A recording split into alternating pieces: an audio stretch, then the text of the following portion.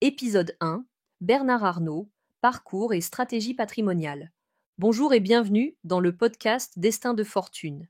Je suis Caroline Bonneau, fondatrice du cabinet Arturo Wealth Management et de la chaîne YouTube Caro Gestion Privée dédiée à l'univers du patrimoine, de l'investissement et du succès entrepreneurial. Dans ce premier épisode, nous allons explorer le parcours de Bernard Arnault, l'un des plus grands entrepreneurs et investisseurs français, et comprendre sa stratégie patrimoniale. Nous aborderons son enfance et sa formation, ses débuts professionnels, ses premières acquisitions, la création du groupe LVMH, ainsi que ses choix stratégiques pour bâtir et gérer sa fortune.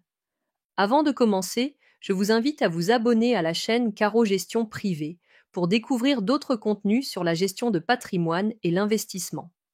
C'est sur cette chaîne que je partage conseils pratiques, analyses d'actualités financières et histoires inspirantes pour tous les porteurs de projets et investisseurs en herbe. Commençons sans plus tarder par le début de son histoire. Enfance et formation. Bernard Arnault est né le 5 mars 1949 à Roubaix, dans le nord de la France. Il grandit dans une famille d'industriels. Son père, Jean Arnault, avait fondé l'entreprise de travaux publics Ferré-Savinel, un groupe de construction et de matériaux de bâtiment. Très tôt, Bernard montre une grande curiosité intellectuelle et un goût prononcé pour les mathématiques et la physique. Élève brillant, il suit une scolarité d'excellence. Il est admis à l'École polytechnique, promotion 1969, puis à l'École des mines de Paris, deux des formations d'ingénieurs les plus prestigieuses de France. Il y est formé à l'analyse, à l'ingénierie et à la gestion de projets complexes. Par la suite, souhaitant acquérir une dimension internationale, il étudie également aux États-Unis et obtient un MBA à la Wharton School de l'Université de Pennsylvanie. Ces années d'études à l'étranger lui ouvrent l'esprit aux marchés mondiaux et aux nouvelles approches économiques. Cette éducation d'élite lui donne des bases solides, rigueur mathématique, esprit d'analyse et vision stratégique. Tout en apprenant les sciences, Bernard Arnault nourrit aussi une culture artistique et historique qu'il conservera toute sa vie. Dès son enfance, ses parents l'initient à l'art et l'architecture, sans savoir qu'un jour, il deviendra mécène. En somme, son parcours scolaire et familial préfigure déjà un mélange étonnant de génie technique, de sens des affaires et de passion pour la création. Début de carrière.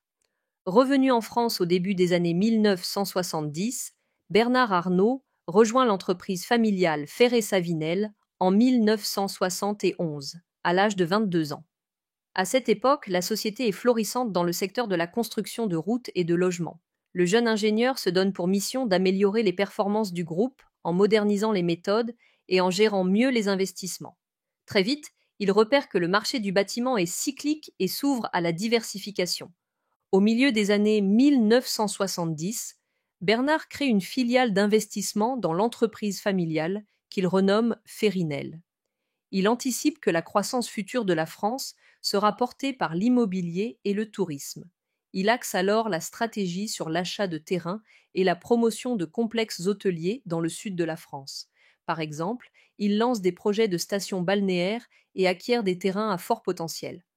Il prend ainsi conscience des possibilités énormes du marché immobilier, tout en pratiquant une gestion financière rigoureuse.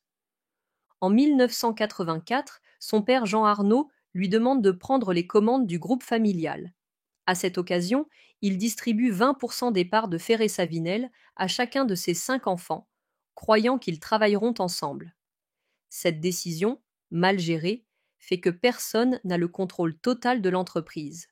Bernard, alors âgé de 35 ans, relève le défi. Il négocie avec ses frères et sœurs pour racheter leurs parts, s'endette auprès des banques et prend le contrôle de Ferrinel. C'est un moment clé. Il devient le maître de l'empire familial. Peu après, Bernard Arnault prend conscience que le secteur du bâtiment ne sera pas aussi rentable que prévu à long terme. Avec l'accord de son père, il négocie la vente de la branche bâtiments et travaux publics de Ferrinel en conservant uniquement l'immobilier et l'investissement. Cette opération lui apporte un capital significatif. À partir de cette date, il diversifie son activité hors construction et commence à tourner son regard vers un domaine qui va changer sa vie, l'industrie du luxe et de la mode.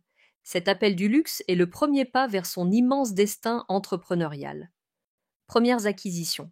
Au milieu des années 1980, Bernard Arnault s'intéresse au secteur du luxe, qui est alors en crise malgré de grands noms de la mode et des vins de prestige. Son premier grand coup survient entre 1984 et 1985. Il prend le contrôle du groupe textile Boussac-Saint-Frères, alors en faillite. Cette entreprise possède notamment la célèbre maison de couture Christian Dior et le grand magasin Le Bon Marché. Grâce à un montage financier astucieux, dont un prêt bancaire à long terme, Arnault acquiert Boussac pour une somme symbolique, en s'engageant à résorber ses dettes. Cette opération est risquée mais brillante. Christian Dior, qui traversait une passe difficile, est une pépite sous-évaluée. Arnault ne connaît pas à l'époque le monde de la mode, mais il croit en la valeur des marques et en la créativité des créateurs français. Très vite, il fait appel à de jeunes talents, comme l'étoile montante Gianfranco Ferré, puis John Galliano, pour relancer la couture chez Dior. Au fil des mois, la maison Dior retrouve prestige et rentabilité. Pour la première fois, Arnault montre sa capacité d'investisseur redoutable. Il identifie un actif qui semble sans valeur et le transforme en succès international. Peu après, il revend le magasin Le Bon Marché pour se concentrer sur les maisons de luxe. Dans les années qui suivent, Arnault multiplie les coups d'audace. En 1988, il acquiert Kenzo, en 1990 Guerlain et participe au capital de Seuge, revu comme Sephora. Chaque fois, il met en place une stratégie commune, capitaliser sur l'histoire de la marque, injecter des capitaux pour la recherche et l'expansion internationale, et choisir des dirigeants capables de marier créativité et sens des affaires. Par exemple, chez Guerlain, il nomme un nouveau directeur en lui demandant de laisser libre cours à son inspiration pour les parfums, tout en contrôlant serrer les coûts. Ainsi, en moins de 5 ans, Bernard Arnault se forge un portefeuille de marques de prestige. Son expertise repose sur 2 principes clés: acheter bas et valoriser haut. Il achète des maisons de luxe en difficulté pour peu cher, puis travaille patiemment à les valoriser. À chaque étape, son œil d'investisseur voit la pépite cachée et il met son savoir-faire financier au service de la création. Ce chapitre montre une leçon importante. Il faut oser prendre des risques calculés et investir dans ce que l'on comprend, même si ce n'était pas son domaine de départ, pour bâtir un patrimoine solide. Création du groupe LVMH. Au tournant des années 1986 et 1987, Bernard Arnault vise un projet d'une ampleur encore plus grande. Il s'intéresse à Moët Hennessy, maison de champagne et de cognac, et à Louis Vuitton, 2 fleurons du luxe français. L'opération qu'il orchestre est l'une des plus audacieuses de sa carrière, la fusion de ces géants pour créer LVMH, Louis Vuitton Moët Hennessy, en 1987. Concrètement, il prend d'abord des participations importantes dans Moët Hennessy. Il s'allie avec le financier américain James Goldsmith pour pousser à une fusion. Puis, il propose de racheter Louis Vuitton, société familiale indépendante. La famille Louis Vuitton hésite, mais Arnault monte un plan financier impliquant la mise en commun des marques Dior et Moët Hennessy. En 1987, le mariage se fait. LVMH naît et Bernard Arnault en devient l'actionnaire principal, avec environ 35% du capital. Il laisse les postes de direction à ses fidèles, comme Alain Chevalier pour Vuitton, tout en supervisant l'ensemble du groupe. Cette création du groupe LVMH est un moment décisif. Arnault a réussi à rassembler plusieurs maisons prestigieuses sous une même entité, ce qui permet économie d'échelle et synergie. Il repense alors la gouvernance. Il intègre progressivement d'autres marques, comme Céline, Givenchy, Dom Pérignon, et impose une stratégie commune d'excellence. Chaque marque conserve son autonomie créative, mais bénéficie du réseau de distribution internationale de LVMH. Par exemple, le parfum Trésor de Lancôme sera vendu dans les boutiques Louis Vuitton, tandis que les nouveaux modèles de Vuitton profiteront des savoir-faire du groupe. Durant les années 1990, Arnault gravit les échelons et devient président-directeur général de LVMH. Il se montre très exigeant sur la qualité, le marketing et l'image de ses marques. On dit qu'il passe au peigne fin les collections et les publicités. Mais il sait aussi innover. Il modernise la communication en adoptant très tôt Internet et encourage la création de collections capsules pour entretenir le buzz médiatique. Sous sa houlette, LVMH connaît une croissance explosive à l'international, notamment en Asie et aux États-Unis. Enfin, ce chapitre fait ressortir une autre clé de son succès. Bernard Arnault comprend que le patrimoine ne se construit pas qu'avec du tangible, mais aussi avec de l'immatériel. Les marques de luxe sont des actifs immatériels puissants. Il les traite comme des sociétés innovantes en R&D. Ici, la recherche est la création de nouvelles collections et de nouvelles émotions. Son approche est pédagogique pour nous. Il illustre l'importance de s'approprier l'ADN d'une entreprise quand on l'acquiert et de travailler avec passion sur ses forces. Stratégie patrimoniale personnelle. Arrivé au sommet de l'empire du luxe, Bernard Arnault applique à sa fortune personnelle la même rigueur stratégique. Aujourd'hui, il est l'une des personnes les plus riches au monde. Plusieurs leçons peuvent être tirées de sa gestion du patrimoine. D'abord, il privilégie la détention à long terme. Une grande partie de son patrimoine reste investie dans LVMH et les entreprises qu'il a créées. Il ne cherche pas à multiplier les coûts boursiers risqués, mais mise sur la croissance continue de son groupe. Ensuite, il planifie soigneusement la transmission de son patrimoine. Conscient de la fiscalité en France, Arnault met en place une structure familiale complexe. Il a progressivement offert ou transféré des actions de LVMH à ses enfants, par exemple Delphine chez Dior, Alexandre chez Tiffany. Ces transferts se font par petites touches chaque année afin de réduire les droits de succession. Cette stratégie patiente illustre l'importance de penser sur plusieurs générations. Pour lui, bâtir un patrimoine, c'est aussi l'assurer pour la postérité. Troisièmement, il diversifie ses investissements en dehors du luxe. Par exemple, en 2020, il a discrètement acheté pour plusieurs centaines de millions d'euros d'actions Tesla, attiré par le génie d'Elon Musk et l'innovation technologique. Il a aussi une passion pour l'art. Il possède de nombreuses œuvres de maîtres, Picasso, Basquiat, et a construit la fondation Louis Vuitton à Paris, un musée dédié à l'art contemporain. Investir dans l'art est pour lui à la fois un plaisir personnel et un placement patrimonial à long terme, car ses œuvres prennent souvent de la valeur. Quatrièmement, Bernard Arnault fait preuve d'une grande exigence financière. Il gère ses actifs comme une entreprise. En témoigne sa lettre ouverte en 2017 dans Le Monde, où il dénonçait la fiscalité inadaptée pour les entrepreneurs. Cette prise de parole visait à influencer les politiques et protéger son patrimoine. Cela rappelle que la stratégie patrimoniale comprend aussi l'influence. Savoir se faire entendre pour défendre ses intérêts économiques.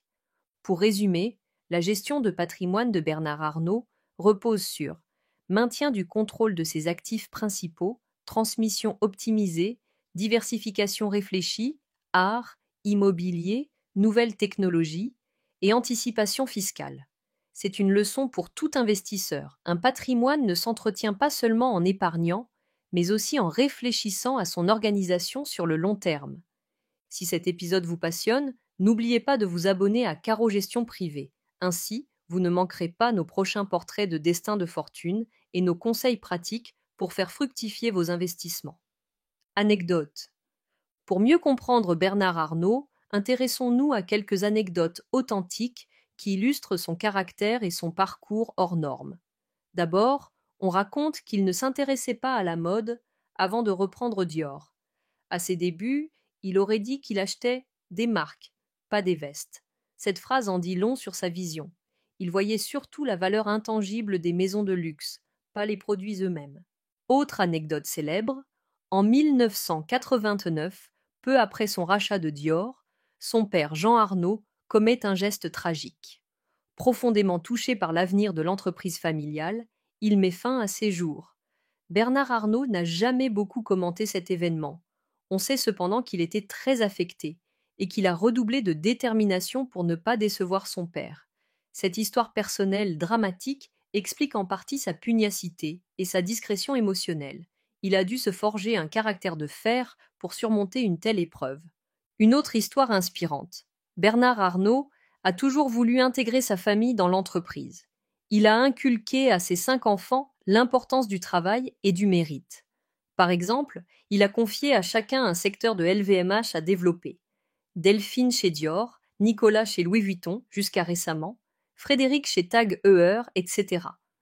On raconte qu'il expliquait à ses enfants que rien ne serait donné gratuitement, qu'ils devraient mériter leur part du patrimoine.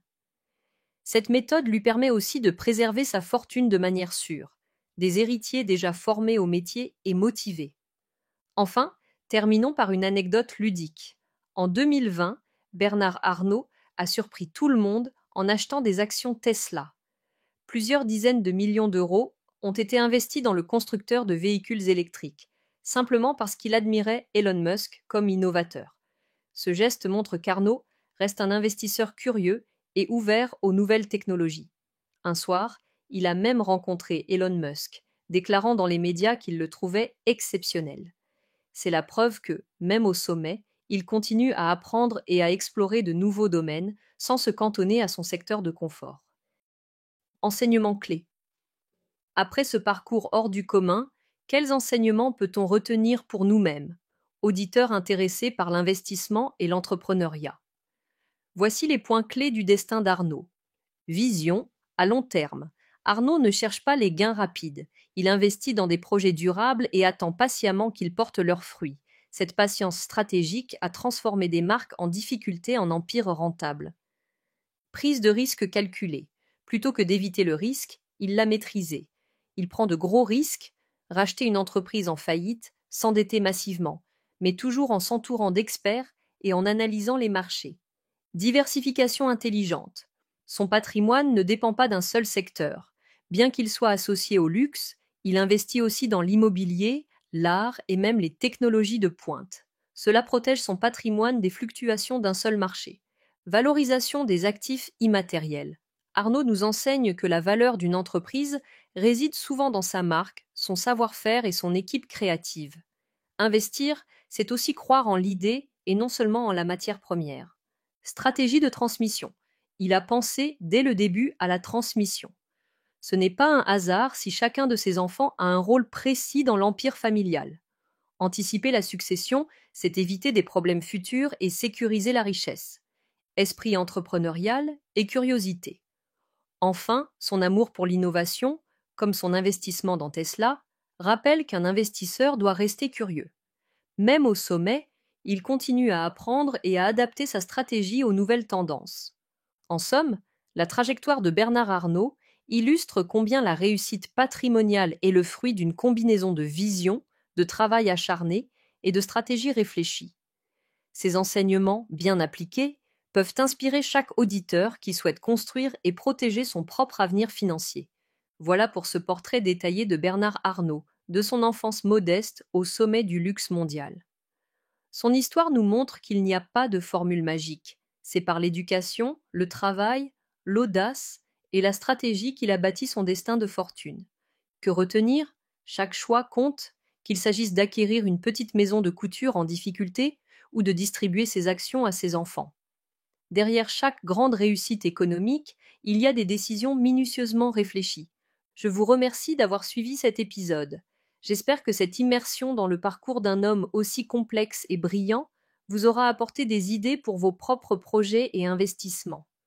Si vous avez aimé ce format et souhaitez approfondir ces thématiques, n'oubliez pas de vous abonner à la chaîne Caro Gestion Privée. Vous y retrouverez d'autres analyses sur la gestion de patrimoine, des conseils d'investissement et les récits des destins entrepreneuriaux les plus inspirants.